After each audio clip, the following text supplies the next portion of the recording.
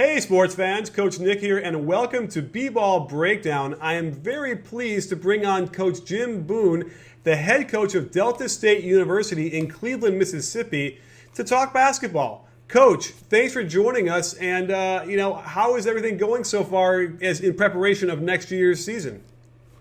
Well, first of all, thank you very much. It's a pleasure to be with you today, Nick. And secondly, it's going great. Couldn't be more excited about the future of our program and what we've accomplished up to this point, and looking forward to next season coming very quickly.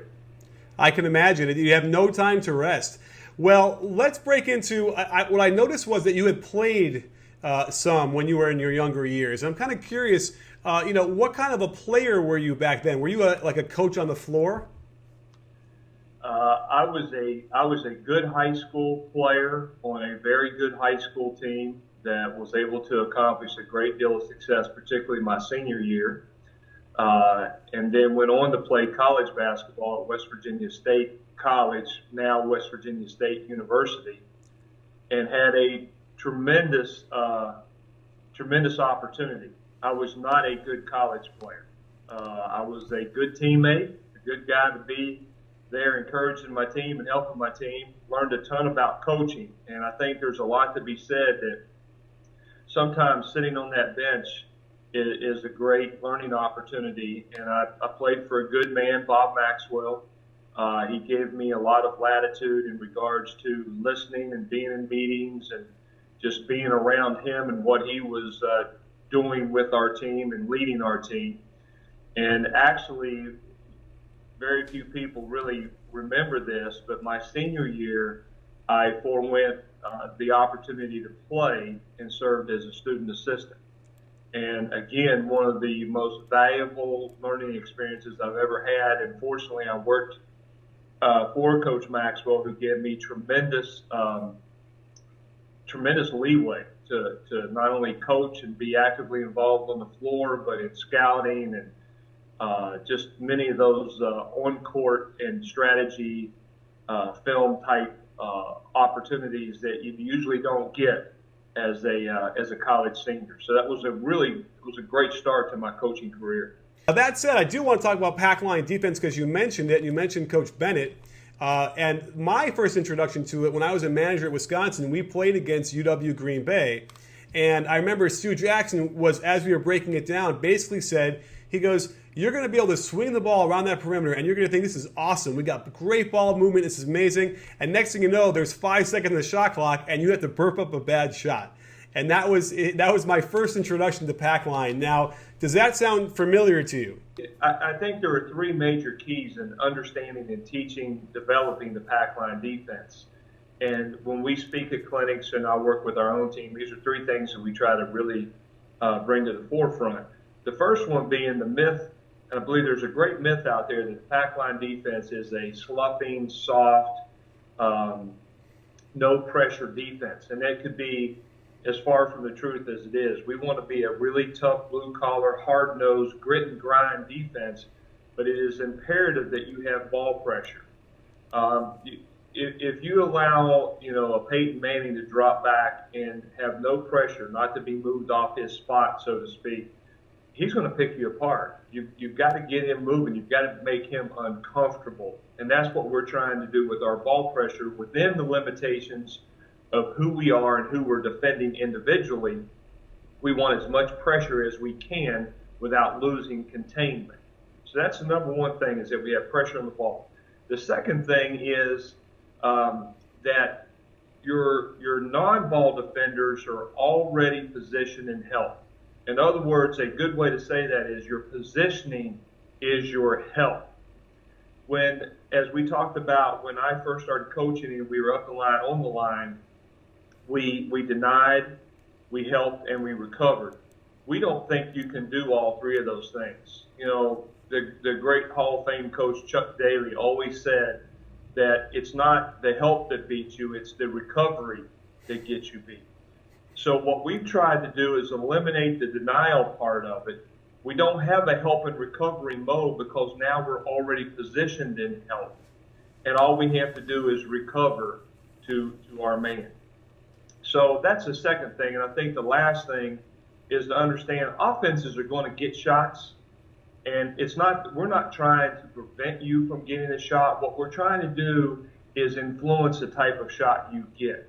And our goal, and this is kind of where I started this at, our goal is to, when you talked about you're able to reverse the ball easily and change it from side to side, that's okay. Our goal is that we want to influence you to take contested twos, not open threes, and certainly not layups, but contested jump shots. If we can get you to do that, then we're doing our job. Well, I make a big deal on my show, on my channel, about no middle defense. It was the one big one, which I think pack line is what you're saying, is we don't want middle penetration. Would that be safe to say? Well, we don't want to. In the pack line, we have a series of things we call know, K-N-O-W, your nose, N-O-S, know your nose. And it's not just important that we know them as coaches. It's more important that our players understand our nose. One of our knows is no baseline. We are absolutely adamant that we will not get beat to the outside. We cannot give up baseline. Now, with that being said, we do not force the ball into the middle. You may say that's semantics. No, it's not. We're not going to get beat baseline. That is your first priority. But we're not just giving up a middle drive. So therefore, if the ball is on the wing, we are more square in regards to our positioning on that wing with our spine pointed to the rim. Well, we're not forcing you middle to take away baseline, but we understand we're not going to give up baseline. So then you say, well, why such an emphasis on not giving up the baseline? It's twofold. Number one, it starts with how we guard the post. We're going to guard anyone who's in the low post, and we believe there are only two positions on the court to defend, the low post, and then everyone else is a perimeter. The low post is designated by a post box that we put, which is really a rectangle. It goes about a couple feet above the block and goes across the court and maybe extends outside the lane line about 8 foot, 18 inches. If you're in that rectangle, if you're in that low post box, then you are considered a low post player. We prefer to guard a low post player 3/4 denial on top. Now, we don't allow passes into the pack. We don't care if you throw around the pack. The pack line is 16 feet from the basket. So inside that 16-foot arc, we do not allow you to freely pass the ball because that's putting the ball into the scoring area. But that's where all of our non-ball defenders are located. So we're 3/4 on top on the post. If we allow you to drive a baseline, we're not going to have a helper there. If you're a team that forces baseline, you're probably going to front, or you're going to go from high side to low side on the post, so you have a helper, or you're going to come from across the court with the lowest forward or helper in the lane to stop that drive.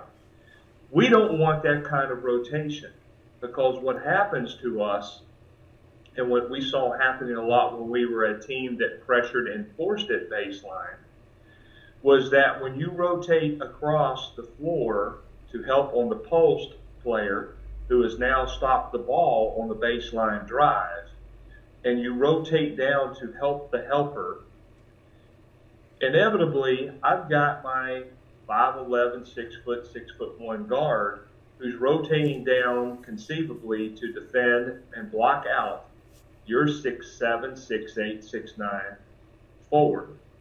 And we as coaches, block him out. You can't well, he's trying. He can't, and he's not going to win that battle. It evolves into fouls, that's another no fouls. It evolves into offensive rebounding, which is another one of our know your no's, no second shots. And so therefore we want to maintain our best defenders as per your personnel as an offensive team.